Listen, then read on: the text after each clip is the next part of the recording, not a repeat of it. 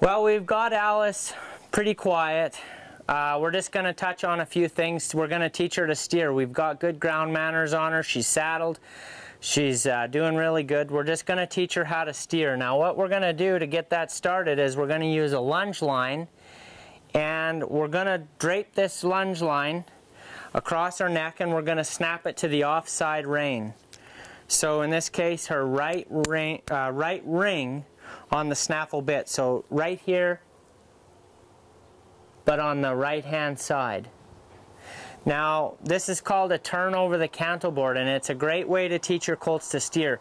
I like my colts to be in a snaffle and somewhat steering when I put the first ride on them. It's important to me. It's not necessarily the only way to start colts. As you'll see, we'll probably start some with just a halter. I like personally to have my colts steering a little bit when I put the first ride on them. It just means I can spend a little bit more time with them on the ground and get them a little bit more comfortable with me. So here's a great exercise my granddad, Ken Stav, taught me. What it is, it consists of teaching a horse to turn away from you. Now you got to be careful with this exercise because this filly always wants to turn into me and stay hooked on me, so she sometimes could get a little bit nervous when we ask her to turn away, when she's always been taught to, you know, stay hooked to you. So what we're going to do is we're going to take our lead rope or our lunge line. I like to use a lunge line because it's long, so it won't get you in too close to the back end, as you're going to see here in a second. And we just drape that lunge line over the cantle board of your saddle. So it's just run around over the cantle board of your saddle. Now what we're going to do is we're just going to tip her head to the right. And the more we tip her head to the right, we're going to keep taking that slack up.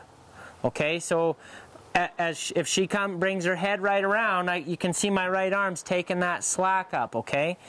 Now what I'm going to do is I'm just going to step back here, and I'm going to wait for her for a minute. I'm just going to allow her to think this out and be patient. And when she gets halfway through that turn, I'm just going to pull her to me.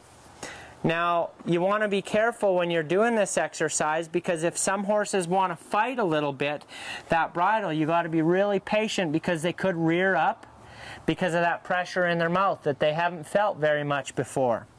But I like to get them over this stuff on the ground before I ride them, rather than ride them in a halter and try and get them over it when I'm on their back. So I take that lunge line again around the cantle board.